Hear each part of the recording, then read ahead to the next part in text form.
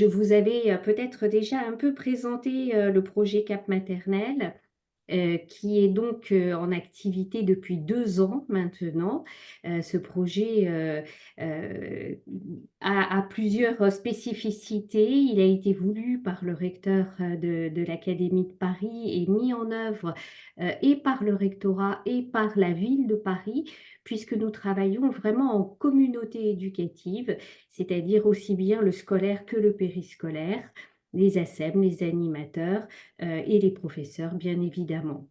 Donc ça, c'est une première spécificité et l'enjeu de ce dispositif, de ce projet, c'est d'expérimenter justement ce que la science nous apprend, d'essayer de didactiser, des éléments, de la science pour répondre aux besoins à la fois de bien-être des enfants, puisque on sait qu'à l'école maternelle, les enfants, apprendront bien s'ils ont de bonnes conditions d'apprentissage, mais aussi de répondre aux besoins d'apprentissage puisque grâce aux chercheurs avec lesquels nous avons travaillé, nous avons appris que le bien apprendre faisait partie, voire même était l'élément principal du bien-être pour, ces jeunes enfants. Voilà, donc je ne vous représente pas l'ensemble de ce projet, c'est pas l'objectif, mais ce qu'on voulait, surtout vous dire dans cette introduction, c'est que notre travail, donc depuis 2 ans, est d'être auprès des chercheurs, d'essayer de comprendre, ce qui se passe dans le développement de l'enfant qui lui permettrait de vivre bien à l'école maternelle et de bien apprendre. Et à ce titre, nous avons beaucoup travaillé avec Stéphanie et peut-être, demander à Stéphanie tout de suite, selon toi, quels sont les apports de la science qui ont pu le plus répondre aux questionnements de ces communautés éducatives en charge des enfants de 3 à 5 ans. Merci Isabelle. Donc effectivement, quand on a commencé à travailler, ensemble sur ce projet, essayer de comprendre quelles étaient les connaissances qu'on pouvait avoir, les connaissances scientifiques qu'on pouvait avoir en termes de développement de l'enfant et qui pouvaient servir justement les gestes professionnels, des équipes pédagogiques, on s'est recentré sur la terminologie du bien-être.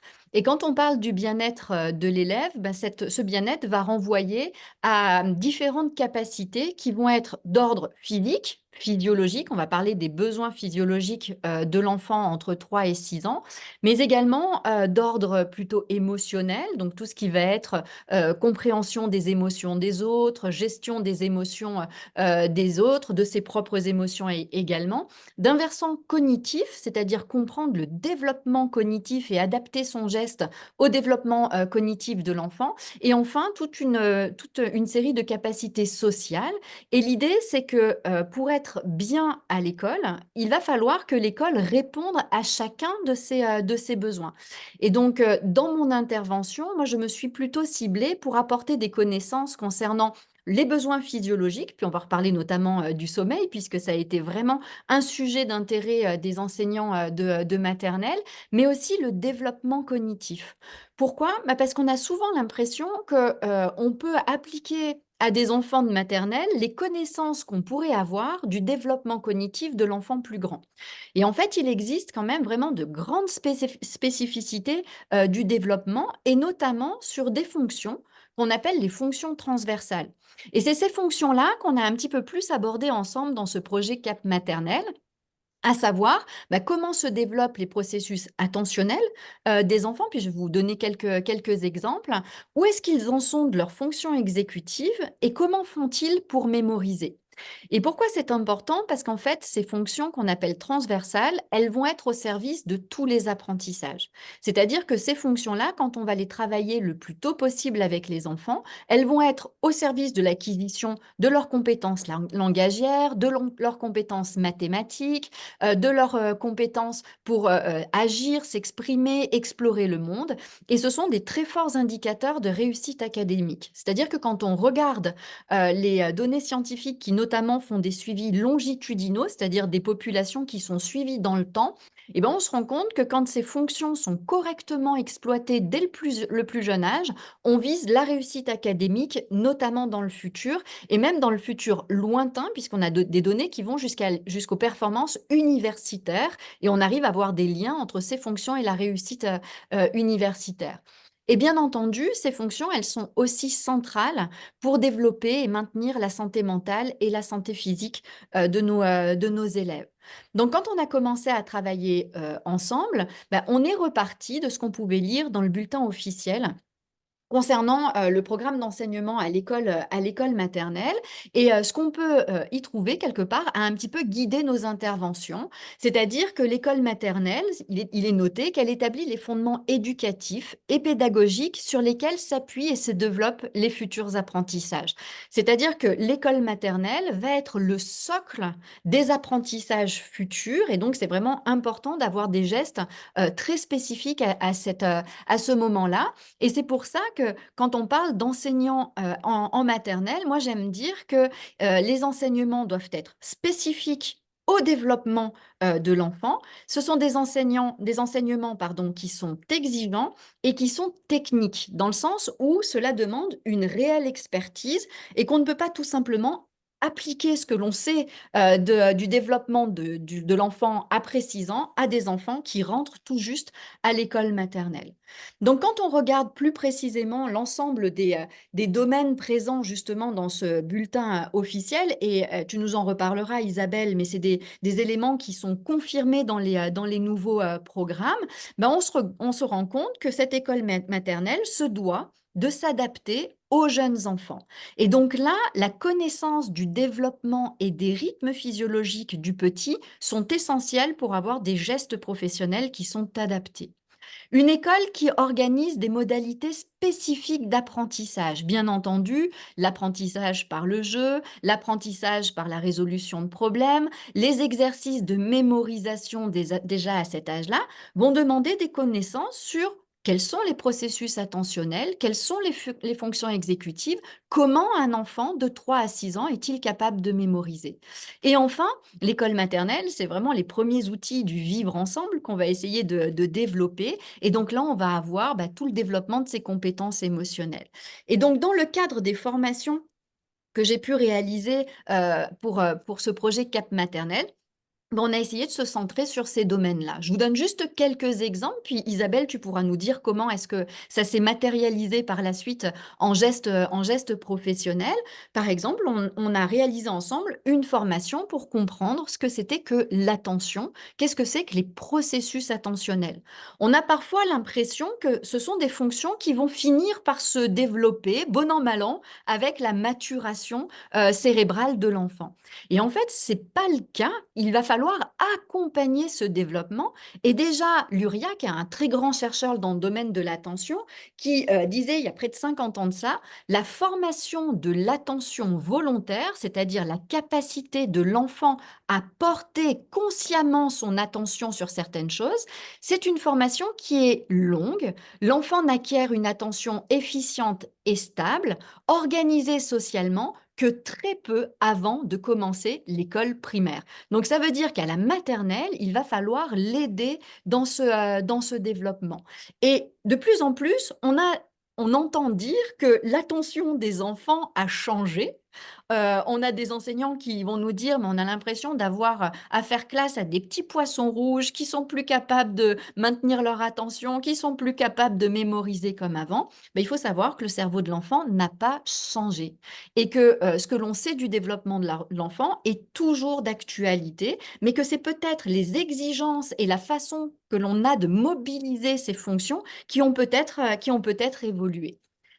Ce que l'on sait par exemple de l'attention, c'est que très tôt à la naissance, nous avons des compétences pour orienter notre attention de manière exogènes. Qu'est-ce que ça veut dire? Ça veut dire qu'on est doté de compétences qui vont faire que notre attention va être spontanément orientée vers des informations sensorielles. C'est-à-dire que quand on entend un bruit, quand il y a une lumière particulière, ben, notre faisceau attentionnel va de lui-même bouger en direction de ces informations pour nous permettre de capter ces informations. Donc ça, c'est quelque chose qui se met en place de manière très spontanée. Le problème, c'est comment apprendre à diriger volontairement son attention, c'est-à-dire comment apprendre à orienter de manière, cette fois-ci, endogène son attention, notre capacité à rester centré sur une tâche, à trouver quelles sont les informations pertinentes et d'inhiber tous les distracteurs qui pourraient être aux alentours. Ben, il faut savoir que ça s'apprend. Et on va pouvoir l'apprendre dès les premières années de scolarisation des enfants, c'est-à-dire dès la maternelle. Et cet apprentissage, c'est vraiment un apprentissage explicite. L'enfant va avoir besoin de l'adulte pour l'aider à orienter son attention, à apprendre à orienter son attention, et que l'adulte va pouvoir l'aider en connaissance de cause, c'est-à-dire en connaissant ses capacités. Par exemple, il est important de savoir que notre attention est spontanément orientée vers des sources internes. Si l'enfant a faim, si l'enfant a soif, s'il a besoin d'uriner, bah, inévitablement, son attention ne sera pas disponible pour les apprentissages. Donc, c'est toute une connaissance du développement de l'enfant qui va permettre aux équipes pédagogiques bah, de l'aider dans la mise en œuvre de ce processus attentionnel. Donc, par exemple, il y a des études qui nous aident, et notamment cette étude que je vous présente ici de Di Carlo, qui montrait qu'en fait, l'enfant, quand on essaye de voir combien de temps il peut rester attentif à une tâche, va dépendre du choix qu'on lui laisse dans la tâche à accomplir. C'est-à-dire que lorsque l'on impose une tâche à l'enfant, quand l'adulte impose une tâche à l'enfant, ben, il ne va mobiliser son attention que très peu de temps sur la tâche. Et il suffit de lui faire exactement la même tâche, mais de lui laisser le choix pour que cette attention soit mobilisée bien plus longuement sur la tâche. Donc, il y a des stratégies dans les propositions des activités qui vont faire qu'on peut amener l'enfant à réaliser la tâche que l'on souhaite, mais en lui donnant l'impression de choisir, on va lui permettre de mobiliser plus longuement son attention. Et il faut savoir que c'est une des missions de la maternelle, c'est d'apprendre à l'enfant à prendre plaisir dans l'exécution de ses tâches pour s'investir le plus longuement possible dans les situations d'apprentissage qui lui sont proposées. Il faut savoir que entraîner ces fonctions attentionnelles, c'est extrêmement important et intéressant. Pourquoi? Parce qu'elles vont se transférer sur d'autres performances académiques. Quand on entraîne l'attention, on va entraîner d'autres compétences académiques. Et ce que l'on sait aussi, c'est qu'entraîner l'attention, c'est très bénéfique pour les enfants qui notamment ont des troubles des apprentissages. On entend beaucoup parler du trouble déficitaire de l'attention avec hyperactivité. Bah, ces enfants vont bénéficier de ce type d'apprentissage. Quand on a continué notre investigation des fonctions transversales, on s'est beaucoup intéressé aussi aux fonctions exécutives. Les fonctions exécutives, elles sont sous la dépendance du lobe frontal. Et vous le savez, le lobe frontal, c'est la partie du cerveau qui va maturer le plus lentement puisqu'il arrive à maturité vers l'âge de 20-25 ans. Mais en tout cas, il se passe plein de choses entre 2 et 6 ans. Il y a une maturation particulièrement intense de cette région cérébrale-là. Et donc, on va pouvoir entraîner ces fonctions exécutives, travailler ces fonctions exécutives, notamment les capacités d'inhibition, c'est-à-dire essayer d'arrêter les distracteurs ou d'essayer d'arrêter des réponses automatiques pour avoir des réponses un petit peu plus contrôlées, être flexible, c'est-à-dire changer dans son raisonnement de processus de pensée, de changer d'activité. Et on va aussi parler de la mémoire de travail. Alors la mémoire de travail, c'est une fonction bien particulière et c'est quelque chose qu'on aime beaucoup discuter avec les enseignants et leur faire découvrir cette fonction, parce que cette mémoire de travail, vous vous en servez tout le temps. Cette mémoire de travail, elle vous permet de maintenir en mémoire des informations pendant quelques secondes, le temps de vous en servir, le temps de les manipuler, puis après ça, elles disparaissent de votre mémoire. En fait, elles permettent de maintenir des représentations de ce qui n'est pas présent face à vous. Cette mémoire de travail, c'est par exemple elle qui va vous permettre de comprendre le sens de ma phrase en maintenant tous les mots de mon début de phrase jusqu'à ce que j'ai terminé celle-ci pour comprendre ce que je voulais dire. Donc, il faut savoir qu'à l'âge adulte, on est capable de maintenir dans cette mémoire de travail environ 7 informations. Donc, on est capable quelque part de jongler avec 7 informations le temps de les traiter, de les manipuler. Sauf que ce qu'on ne sait pas, c'est que cette mémoire de travail, elle est mature à l'adolescence. Et avant cela, elle se développe progressivement. Et il faut savoir qu'un enfant de 3 ans est capable de manipuler que 3 informations dans cette mémoire de travail. Donc, qu'est-ce que ça veut dire? Ça veut dire que quand on donne une consigne à un enfant de 3 ans, si dans la consigne, il y a plus de 3 éléments à maintenir en mémoire, bah, ça va être difficile pour lui parce qu'on va dépasser cette compétence. Donc, quand on leur donne des directives, comme par exemple, bah, va chercher tes chaussons, rejoins-moi devant la porte de la salle de motricité et avant ça, essaye de récupérer ton cartable, bah, ça y est, déjà, on a dépassé les ressources de cette mémoire de travail chez l'enfant et on va le mettre en difficulté. Et cette mémoire de travail, elle est importante dans plein d'activités spécifiques de la maternelle, redire des mots d'une phrase après sa lecture, conserver des séquences d'action et de déplacement, reproduire corporellement ou avec un instrument des rythmes simples, reformuler les propos d'autrui, bah, tout ça, ça fait partie de cette mémoire de travail. Donc, il va falloir l'adapter en fait à l'évolution, le développement de l'enfant. Et parmi ces fonctions exécutives, Grégoire Bost a participé à la formation aussi hein, des enseignants de CAP maternelle et il s'est beaucoup intéressé à cette fonction d'inhibition. L'inhibition, c'est la capacité à ignorer les réponses qui ne seraient pas pertinentes par rapport à l'objectif de la tâche qui nous est proposée. Ou alors d'arrêter une réponse qu'on a commencée ou de bloquer des réponses qui sont automatiques et qui ne seraient pas adaptées.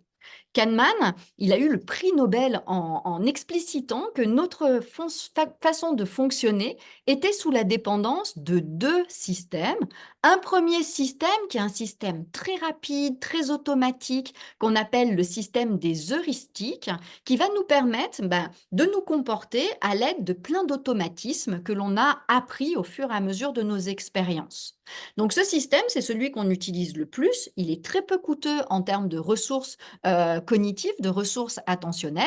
Il va très vite. Par contre, ce système nous fait faire beaucoup d'erreurs. Et notamment, il nous fait faire des erreurs quand les tâches sont un peu complexes ou un petit peu nouvelles, puisqu'elles nécessitent d'engager un deuxième système, qui est représenté ici sous l'image de la tortue, qui est un système qu'on appelle plus algorithmique, un système beaucoup plus lent, un système beaucoup plus coûteux, qui va nous permettre d'analyser tous les éléments de la tâche et de choisir concrètement quel est le processus le plus adapté pour arriver jusqu'à notre objectif.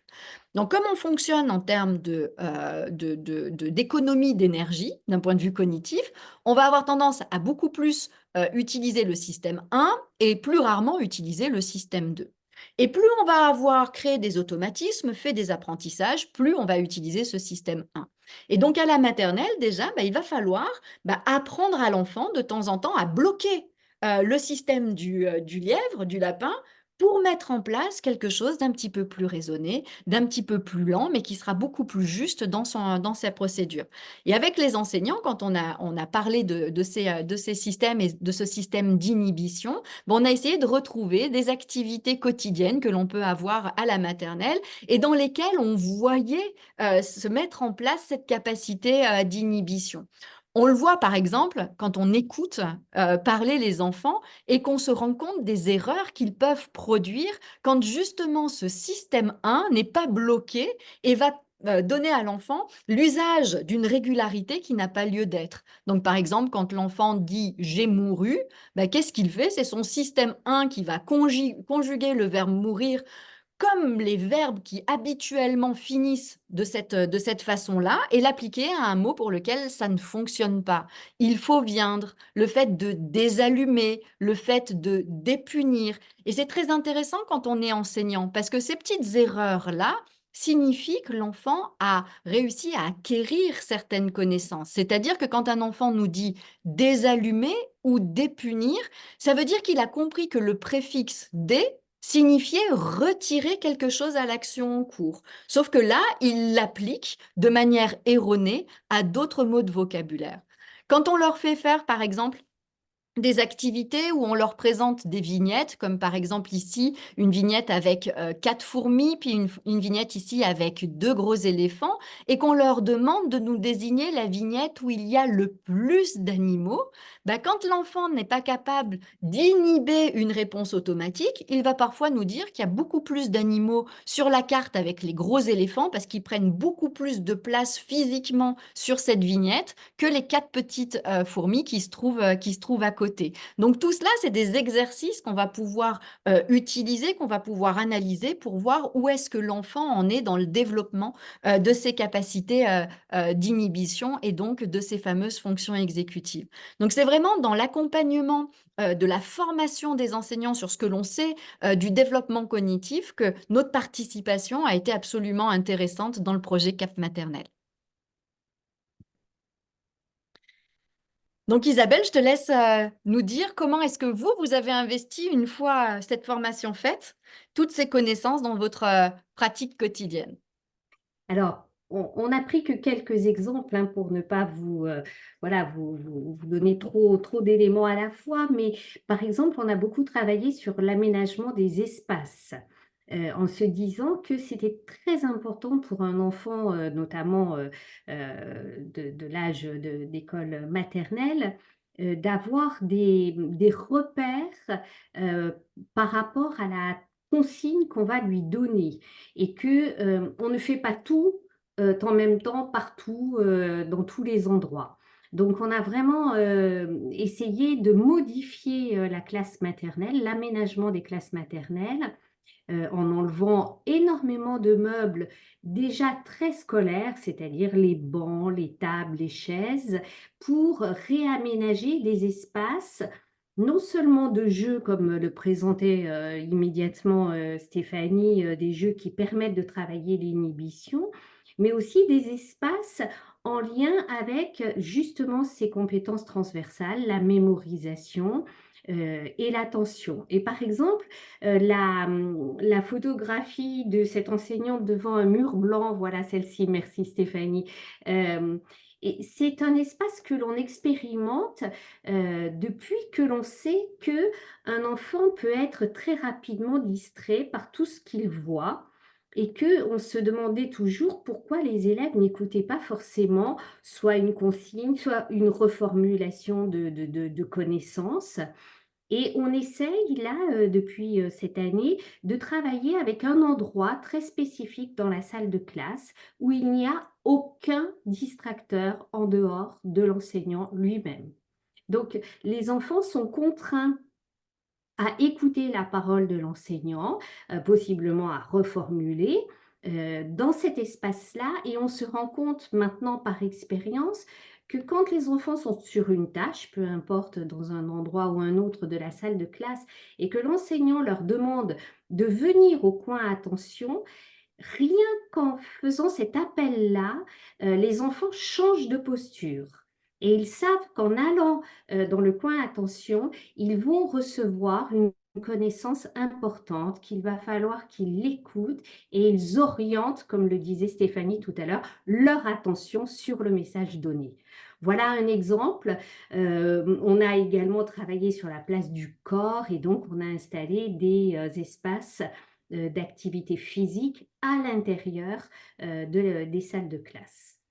Voilà quelques exemples, mais vous savez que vous pourrez en trouver beaucoup d'autres sur le site maternel de l'Académie de Paris. Et peut-être un autre élément, voilà, merci, un autre élément qui nous est apparu vraiment fondamental dans l'organisation des apprentissages des enfants, c'est de respecter les temps de vigilance cognitive des enfants. Et donc, on a appris, grâce aux chercheurs, que nos petits de 3 à 5 ans, ils étaient très vigilants très tôt le matin, et Plutôt après, en fin d'après-midi. Voilà. En gros, c'est quand ils arrivent, le matin, alors je ne sais pas exactement quels sont les horaires de vos écoles ou de vos établissements, mais si je me réfère à ce qui se passe en France, c'est à 8h20 qu'ils sont, très vigilants et qu'ils peuvent apprendre de manière très formelle. Donc plutôt que de faire traditionnellement ce que l'on faisait jusqu'à maintenant, un accueil libre, dessin, puzzle, jeux divers et variés mais sans consigne, au lieu de faire ce temps-là à 8h30, il vaut mieux faire un travail de conscience phonologique, de vocabulaire ou de résolution de problèmes à 8h30 tout de suite. Donc, on les aime beaucoup, donc on leur dit bonjour, on les accueille bien entendu, mais on les met très vite sur des apprentissages formels dès le matin. Parce qu'ensuite, cette attention, elle va décliner, cette vigilance, elle va décliner jusque après un deuxième élément que Stéphanie nous a beaucoup sur lequel Stéphanie nous a beaucoup instruit, c'est le temps de repos et de sieste. Et donc, on a d'autres apprentissages formels qui peuvent revenir en fin d'après-midi, après 15 heures. Mais toute cette période entre 10h30 et 15 heures, finalement, c'est pas à ce moment-là que l'on peut mettre les apprentissages les plus formels. Donc, il faut vraiment respecter ce temps de l'enfant, savoir qu'il va pouvoir en fin de matinée ou en tout début d'après-midi, après le repos et la sieste, pouvoir faire de l'entraînement, hein, ce qu'on appelle plutôt de l'entraînement dans des compétences qu'il aura développées. Et alors vraiment la pause méridienne, c'est vraiment un temps de pause, effectivement, au niveau de la vigilance. Ils ont besoin d'être nourris et de dormir. Et c'est un deuxième point sur lequel Stéphanie nous a appris beaucoup de choses. Et nous avons inventé deux mots qui sont encore soulignés en rouge sur les diaporamas, mais qui vont sûrement rentrer dans le dictionnaire. C'est le groupe des siesteurs et le groupe des reposeurs. Mais Stéphanie, je te laisse nous dire tous les éclairages scientifiques concernant le sommeil. Merci Isabelle. C'est vrai que quand on a commencé à travailler ensemble, la question de la sieste, c'est quand même une question qui revenait très fréquemment et notamment avec cette instruction obligatoire dès l'âge de 3 ans, ben, on se retrouve avec un besoin physiologique de l'enfant qui va avoir lieu pendant le temps de présence à l'école et c'est cette sieste. Donc, je voudrais simplement vous redonner quelques informations par rapport à cela. Puis Isabelle va nous montrer le domaine du possible et du réalisable parce que quand on parle de la sieste, souvent, on se heurte à des difficultés de temps, d'espace, etc. Donc, moi, je vais vous dire ce que l'on sait d'un point de vue scientifique de ce besoin et de voir comment est-ce qu'on peut le travailler par la suite ensemble. Donc déjà, ce que je vous représente ici, c'est les besoins physiologiques en termes de sommeil dans les différents âges de la vie. Et comme vous pouvez le voir, de 3 à 6 ans, donc l'âge qui nous concerne ce soir pour l'école maternelle, un enfant a besoin de 10 à 13 heures de sommeil par 24 heures. Qu'est-ce que ça veut dire? Ça veut dire que ces 10 à 13 heures de sommeil concernent un sommeil de nuit et une sieste. Et on va voir que cette sieste, c'est un besoin physiologique, c'est pas simplement un petit plus parce qu'on a mal dormi la nuit, c'est véritablement un besoin physiologique et que ce besoin va se supprimer, on va dire, entre 3 et 6 ans, mais on ne peut pas véritablement prédire à l'avance à quel âge tel enfant arrêtera de faire la sieste, à partir de quel âge il n'aura plus besoin de faire la sieste. Mais ce qui est important de comprendre, c'est que cette sieste n'est pas là pour ajouter du sommeil à la nuit, c'est véritablement un besoin de sommeil, supplémentaire. Donc quand on s'intéresse au sommeil. Vous savez que tout dépend des cultures dans lesquelles, du pays dans lequel, on vit. Bah, il y a des pays qui sont absolument favorables à ce temps de repos, puis il y a d'autres pays pour lesquels dormir, c'est perdre du temps. Et en fait, à l'heure actuelle, on sait que toutes les données internationales nous montrent que dormir, ça n'est pas perdre du temps et dormir, c'est au contraire permettre à l'enfant de se développer et notamment de développer ses performances académiques et son comportement adapté. Donc pour essayer, de vous convaincre que s'il y en a encore certains qui pourraient imaginer que le sommeil n'a pas d'importance, je voudrais simplement vous rappeler cette étude. Donc c'est une étude qui a été faite, au Québec. On a exactement les mêmes résultats en France, où en fait les chercheurs ont étudié, ont suivi de manière longitudinale des cohortes d'enfants et ces enfants ont été évalués quand ils avaient 2 ans et demi, 3 ans et demi, 4 ans, 5 ans et 6 ans pour connaître quelles étaient leurs habitudes de sommeil. Et donc, ses collègues se sont rendus compte qu'il y avait 4 trajectoires de sommeil dans cette population. Donc, quand on fait ces études longitudinales, les cohortes que l'on suit sont des cohortes représentatives de la population générale. Elles ne sont pas tirées complètement au hasard. Il y a vraiment une représentativité de la cohorte par rapport à la population générale. Et donc, ces 4 trajectoires sont les suivantes. Vous avez des enfants qui dorment bien, là c'est le nombre d'heures de sommeil par 24 heures, qui dorment bien et de manière stable entre l'âge de 2 ans et demi et de 6 ans. D'accord? C'est des enfants qui dorment très bien et suffisamment en quantité. On a une deuxième trajectoire où on a des enfants qui dorment un peu mieux, donc c'est 1 heure de moins par rapport au groupe précédent, mais encore une fois de manière stable au cours de leur développement. On a une trajectoire d'enfants qui dort très peu par rapport aux recommandations et pareil, ils dorment très peu pendant leurs 6 premières années de vie. Et on a une dernière trajectoire d'enfants qui dormaient très peu avant l'âge de 3 ans et qui ont eu tendance à augmenter leur temps de sommeil après ça. Et dans ces études longitudinales, bah, qu'est-ce qu'on fait? On teste les enfants sur plein de mesures différentes. Et ici, à l'âge de 6 ans, ces enfants ont réalisé un test qui mesure leur comportement et notamment leur comportement en termes d'hyperactivité. C'est pas une échelle de diagnostic du TDAH, hein. C'est simplement une échelle qui permet de voir comment l'enfant est capable de maîtriser son comportement. Et donc sont représentés ici en barre les 4 trajectoires que je vous ai présentées auparavant de sommeil et sont représentés les scores obtenus à ce questionnaire d'hyperactivité. Et ce que vous pouvez voir, c'est que dans le groupe d'enfants qui dort bien pendant les 6 premières années de leur vie, ils sont très peu nombreux, ils ne sont que 13% à avoir des scores hauts en termes d'hyperactivité. Et regardez cette proportion qui augmente au fur et à mesure qu'on s'oriente vers des trajectoires d'enfants qui dorment peu. Cette dernière trajectoire, c'est les enfants qui dormaient très peu sur les 6 premières années de la vie. Ils sont 40% de cette cohorte à présenter une échelle très haute en termes d'hyperactivité, donc une difficulté à contrôler leur comportement. Et vous voyez que ces enfants ici, qui dormaient très peu avant l'âge de 3 ans et qui après ont un peu normalisé leur temps de sommeil, bah, le fait d'avoir dormi très peu avant l'âge de 3 ans, on a encore des conséquences à 6 ans puisqu'ils sont environ 25% à côté très haut dans cette échelle d'hyperactivité. Donc des données comme celle-ci, on en a énormément. On a des données sur l'acquisition du vocabulaire et on voit que tout élément confondant contrôler, c'est-à-dire qu'on contrôle pour le niveau socio-économique, on contrôle pour le poids à la naissance, on contrôle pour le mode de garde, ben, le temps de sommeil pendant les premières années de vie, c'est quelque chose qui va garantir le développement émotionnel et le développement cognitif des enfants. Donc, on ne peut pas ne pas prendre soin du sommeil entre 3 et 6 ans, puisque vous voyez l'impact que ça va pouvoir avoir sur le long terme.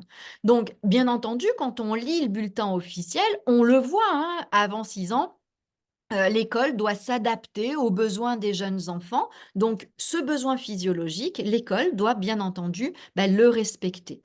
Le graphique que je vous présente ici, c'est le pourcentage d'enfants qui font la sieste en fonction de leur âge. Et là, l'âge est donné en mois. Donc, on a des enfants de 1 an jusqu'à des enfants de 6 ans sur ce graphique. Et vous voyez que la sieste se supprime progressivement entre l'âge de 3 et de 6 ans. Mais il n'y a pas une rupture brutale qui pourrait nous dire qu'à 4 ans, tous les enfants arrêtent de faire la sieste. On a des enfants qui arrêtent de faire la sieste très tôt, puisque vous voyez qu'il y a un faible pourcentage là d'enfants qui déjà à l'entrée à l'école maternelle n'ont plus ce besoin physiologique de faire la sieste. Mais ce que vous pouvez voir, c'est que ce qui correspond à notre moyenne section à l'école, on a encore une proportion très forte d'enfants qui qui ont besoin de faire la sieste. Et je vous rappelle que l'école ne raisonne pas en mois. L'école raisonne en année, en fait, et qu'en moyenne section, vous avez des enfants qui ont parfois 11 mois de différence. Donc, appliquer quelque part une règle de gestion de la sieste en fonction de la classe dans laquelle se trouve l'enfant, ben, on ne répond pas à cette réalité physiologique. Donc, c'est ce qui a été travaillé notamment dans Cap Maternelle, c'est d'essayer de distinguer ce que nous avons appelé des siesteurs, c'est-à-dire des enfants qui ont un besoin physiologique de dormir pendant ce temps méridien, puis je vais vous expliquer pourquoi le temps méridien, et des reposeurs qui, peu importe leur âge, n'ont plus besoin de faire cette sieste. Donc, il n'y a pas une différence en âge entre siesteur et reposeur, mais une différence en termes de besoin. Donc, bien entendu, il y a beaucoup plus de siesteurs en petite section qu'en moyenne et qu'en grande section, mais il existe des siesteurs en grande section et il existe près de 40% de siesteurs en moyenne section. Donc, le fait est, c'est comment est-ce qu'on fait pour trouver des astuces à la fois organisationnelles et à la fois spatiales pour répondre à ce besoin physiologique. Donc, ce qu'on sait également de la sieste entre 3 et 6 ans, c'est que, en raison d'une horloge biologique que nous avons tous dans le cerveau, ben, il y a deux moments principaux pour dormir. La nuit, quand nos températures internes baissent, c'est le graphique que vous voyez ici, et en tout début d'après-midi, cette deuxième baisse de température qui s'associe à un endormissement plutôt rapide. Même adulte, vous vivez tous cette baisse de vigilance de début d'après-midi, on est programmé pour cela. Eh bien, il faut savoir que ce temps de sieste doit avoir lieu pendant que cette température baisse, ce qui va permettre à l'enfant de s'endormir plus vite et de façon plus confortable. Donc, ce n'est pas le fait d'avoir mangé qui nous donne envie de dormir, hein, c'est bien cette horloge interne qui va nous donner ce tempo. Donc, Isabelle, tu nous en parleras, mais comment est-ce qu'on gère justement le fait de pouvoir permettre aux enfants d'aller se coucher pendant cette baisse de température-là? Puisque si l'enfant, on le couche trop tard, ben, il va mettre trop de temps à s'endormir et ça va être trop proche de son coucher le soir. Et au contraire, comment est-ce qu'on peut avancer cet horaire de coucher? L'autre chose que l'on sait, c'est qu'entre 3 et 6 ans, la sieste doit contenir tous les stades de sommeil, c'est-à-dire que la sieste doit représenter ce qu'on appelle un cycle de sommeil.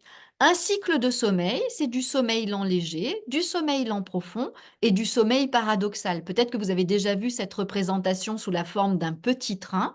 Un cycle de sommeil, c'est environ 90 minutes.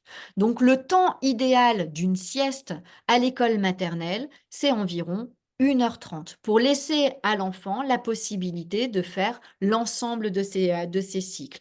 Et bien entendu, il va falloir accompagner la sieste pour que l'enfant se sente en sécurité, qu'il soit confortablement installé pour réaliser cette sieste. Et vous allez le voir, hein, les écoles de partout dans le monde, on peut avoir des problèmes en termes d'espace. Et grâce à Cap Maternelle, on a vu qu'il y avait plein de solutions qui pouvaient exister à ce sujet-là.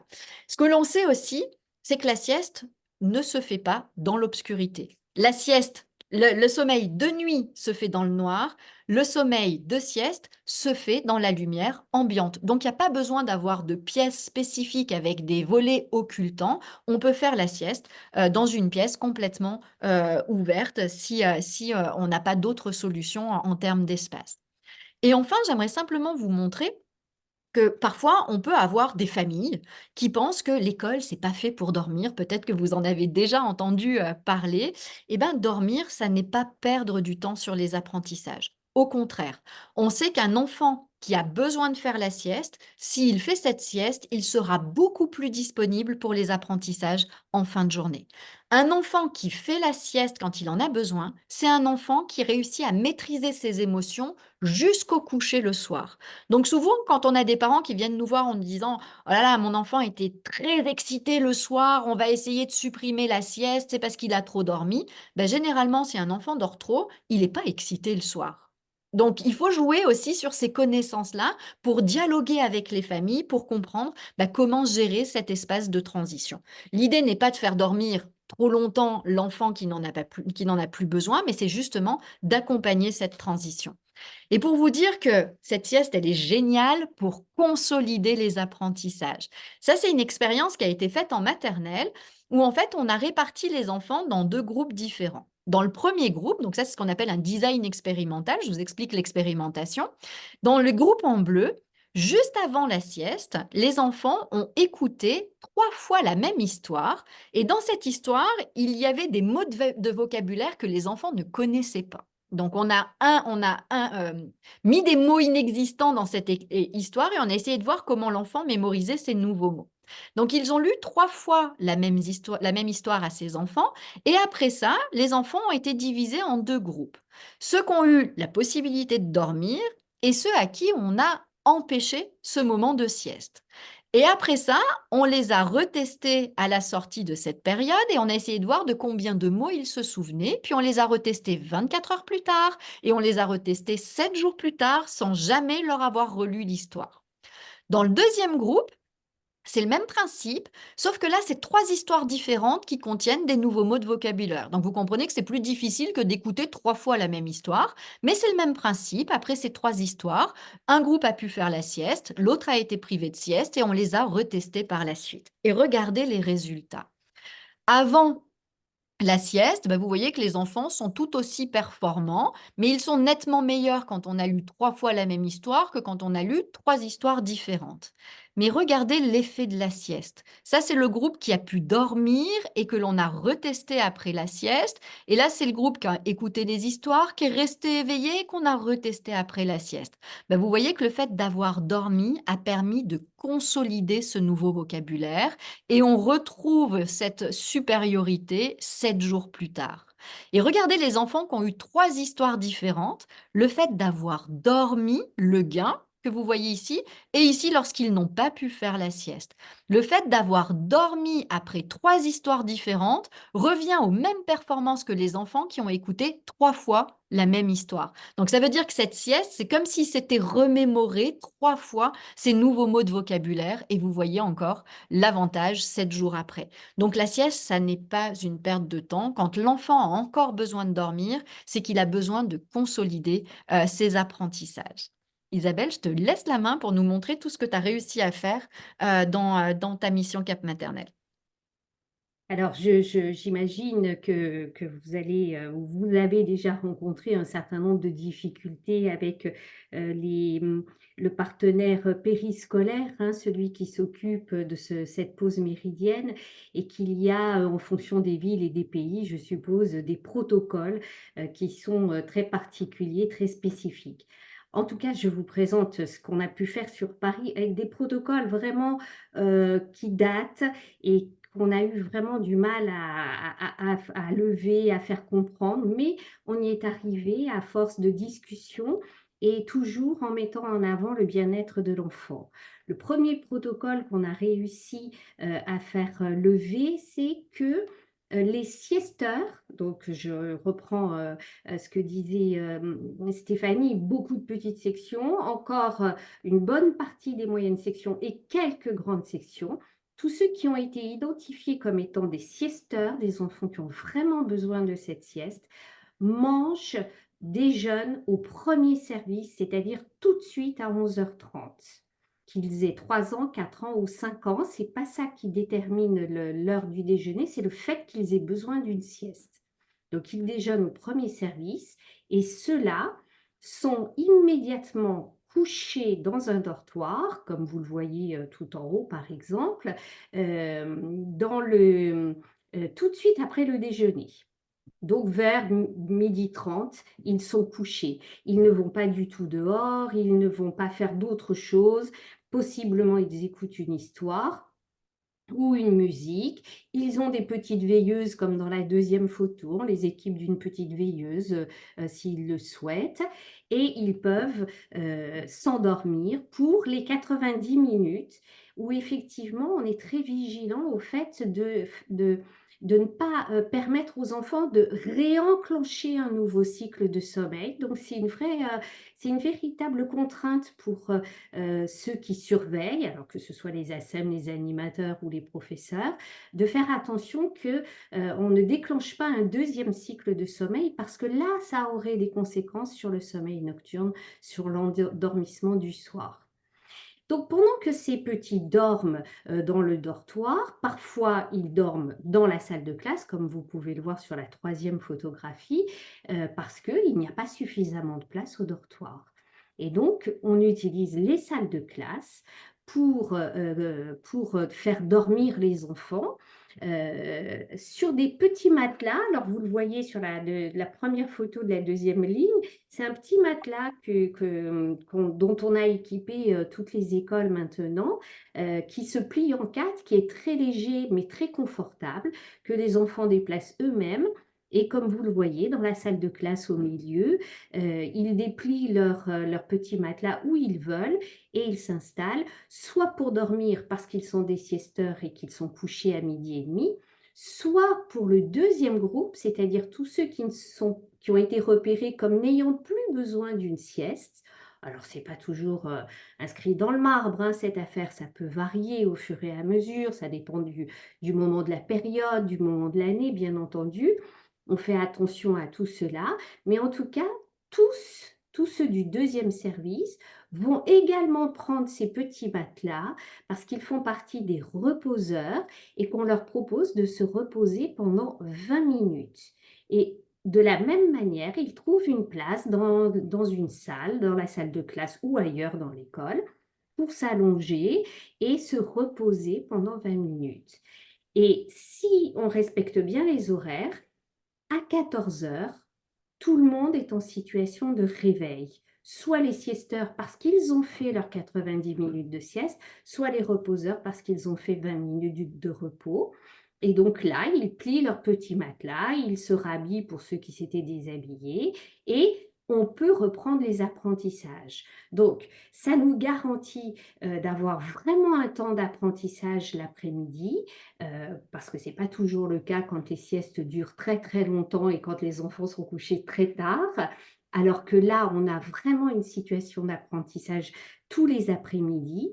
Et puis, on a des enfants reposés, apaisés, qui entrent dans les apprentissages de manière douce et ils peuvent à ce moment-là avoir bénéficié d'apprentissages plus formels parce que là, ils sont en vigilance cognitive complètement ouverte aux apprentissages. Voilà. Et les deux dernières photos, ça représente des petites cabanes, des petits tipis que l'on fabrique et qui existent maintenant dans toutes les classes maternelles pour la situation de repli sur le temps scolaire.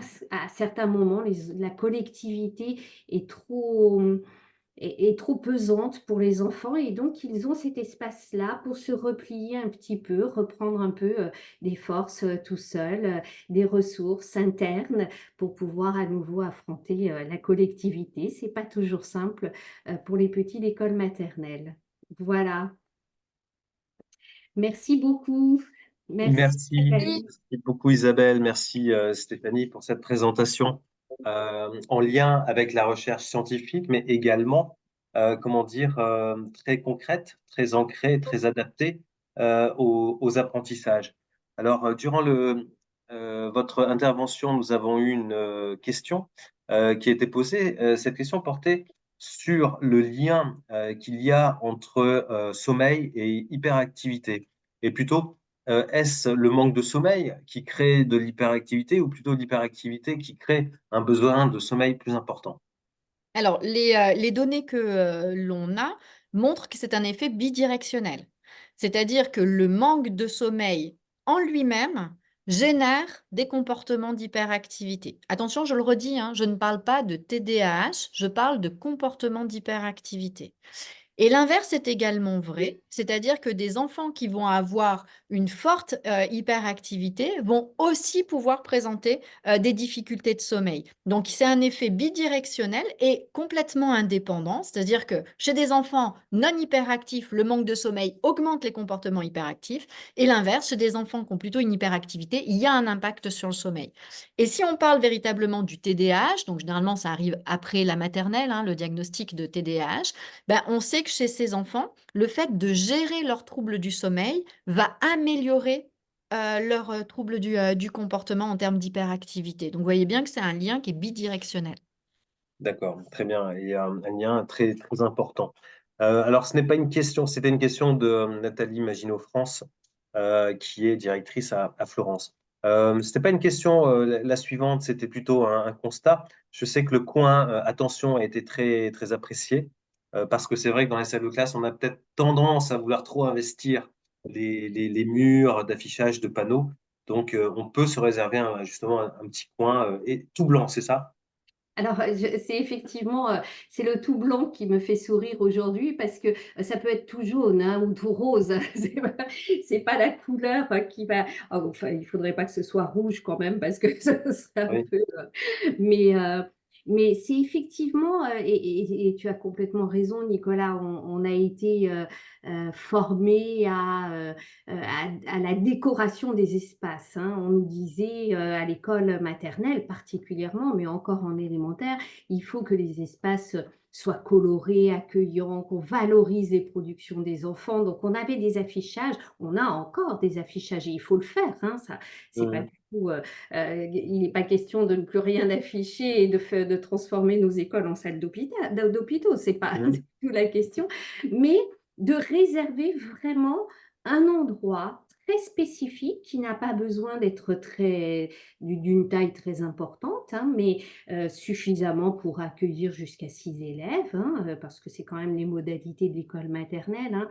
Dès qu'on est à plus de 6, ils sont pas tout à fait sûrs qu'on leur parle à eux, hein, qu'on s'adresse à eux. Donc voilà, il vaut mieux qu'ils soient en groupe restreint.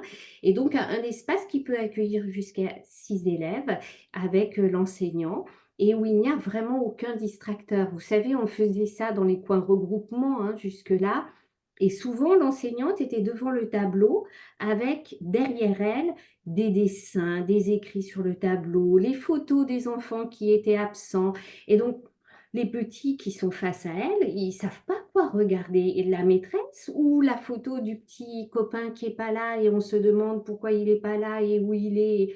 Et hop, pendant qu'on se pose cette question-là, bah, la maîtresse, elle a peut-être dit quelque chose d'extrêmement important, mais je l'ai pas entendu. D'accord, Voilà. très clair. Merci. C'était justement une remarque d'Irène qui travaille à Washington.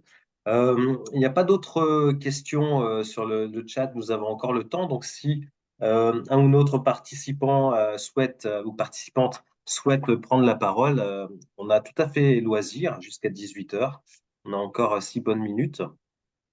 Donc, il ne faut pas hésiter, hein, vous nous faites signe et on vous donne la parole.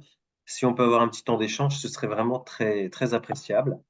Euh, je pense que, alors je regarde, je parcours, non, personne ne demande la parole. Ben, écoutez, euh, il me reste à vous remercier vraiment d'avoir pris le temps d'intervenir et de faire cette intervention à deux voix. Merci beaucoup Stéphanie, merci beaucoup Ah, Isabelle. je crois que quelqu'un. Ah oui, Oui, mais, bon, j'avais une question pour nos oui, écoles où les élèves ne déjeunent pas à la cantine. Ouais. Donc, ils rentrent chez eux le midi, la pause méridienne va durer 2 heures, puis ils Mm, reviennent à l'école. Comment faire dans ce contexte pour aménager les temps de sieste? mm. Et pour tenir compte aussi des pics de vigilance, parce que chez nous, par exemple, c'est 9 heures, 13 heures, 15 heures, 17 heures. D'accord. Alors, peut-être juste de manière expérimentale, et puis Stéphanie, tu sauras sûrement compléter tout ce que je vais dire, mais de manière expérimentale, à Paris, nous avons très peu d'enfants qui déjeunent à la maison, ils restent quasiment tous à la cantine, mais pour autant, il y en a quelques-uns. Et donc, on s'est posé la question pour cela, de savoir comment on allait faire quand ils allaient revenir à 13h30 chez nous. Et donc, il a été convenu que ces enfants-là pouvaient tout à fait démarrer la sieste chez eux, enfin faire la sieste, pas la démarrer seulement, hein, faire la sieste chez eux, donc être couchés après le repas chez eux.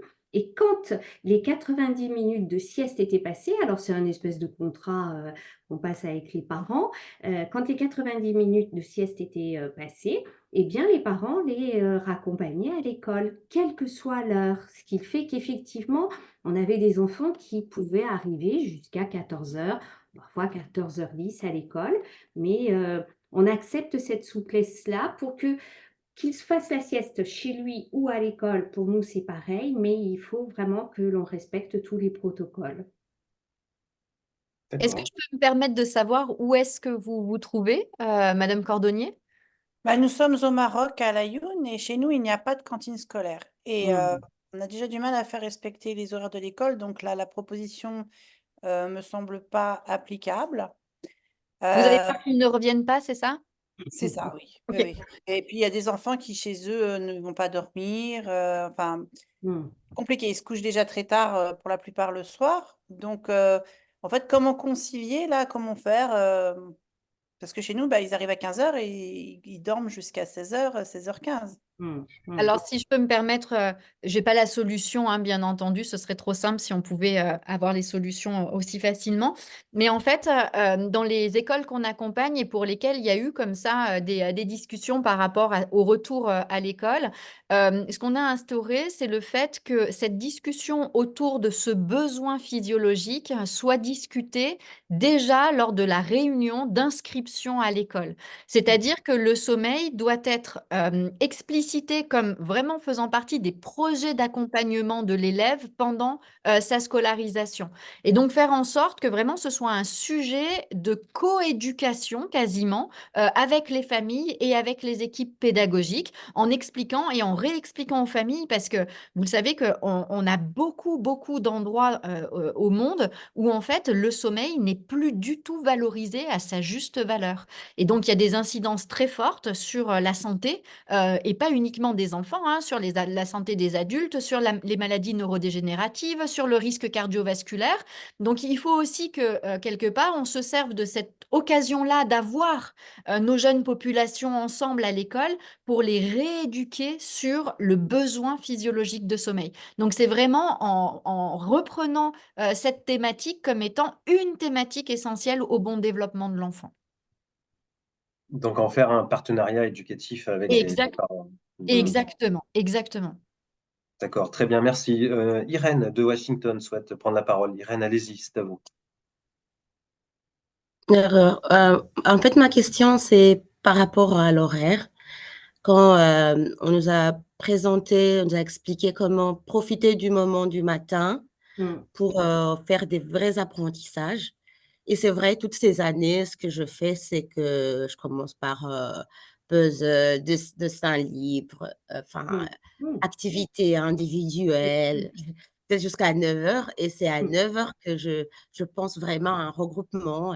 Mmh. Alors, si jamais il faut qu'on essaie de faire ce que vous nous proposez, est-ce que vous nous conseillerez de refaire, l'emploi du temps de la classe et que ce moment libre, enfin, qu'on appelle accueil, Oui. comment on va gérer ce temps-là pour Mmh. arriver à faire des vrais apprentissages Mmh mh. dès l'arrivée dans la classe? Mmh.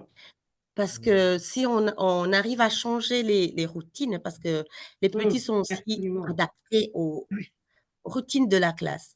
Chaque Oui. fois quand il y a un changement, quand tu te dis par exemple, «Je veux plus faire ça, mais non, je commence par ça», Mmh. ça ça chamboule presque, Ça les le tout dans perturbe, la oui. classe. Et Vraie parfois question. quand j'essaie de faire ça, il arrive que je me dis: j'ai cette notion que je voulais introduire, je crois que je commence par ça». Mmh Et mh. du coup, parce que les élèves ont déjà l'habitude que voilà, Mmh. Mmh. on arrive, on fait ça, après ça, c'est ça, après ça, c'est ça, après ça, c'est ça. Oui. Ils ont tendance à dire: «Mais on n'a pas fait le calendrier, on n'a pas fait, j'ai pas fait la dinette», donc et moi, c'est un peu difficile d'expliquer que non, voilà, j'ai décidé. Alors je me demande comment Mmh. on peut ajuster, l'emploi du temps de la classe pour vraiment maximiser et Mmh mh. profiter de ce moment d'apprentissage du matin, ce qui est tellement important. Oui, Très vous bien, avez merci. parfaitement raison et c'est vrai que tous les changements d'habitude, ça provoque mais peut-être encore plus chez les adultes que chez les enfants, Exactement. si je peux me permettre. Mais, en fait, je peux vous donner 2 éléments, un macro et un micro. C'est la de manière macro, nous, on dit aux enseignants: «Intervertissez les 2 temps avant et après la récréation». C'est-à-dire ce que vous proposez aux enfants avant la récréation avec ce temps d'accueil et cetera, passez-le après la récréation du matin et ce que vous faisiez après la récréation du matin, passez-le tout de suite à l'entrée. Donc ça demande quand même pas un bouleversement incroyable dans la préparation de l'organisation de sa classe, c'est une aversion en fait.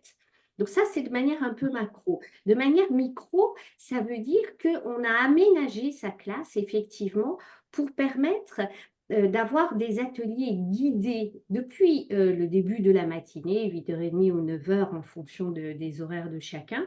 Mais depuis le début de la matinée, on a un atelier guidé avec un groupe d'enfants.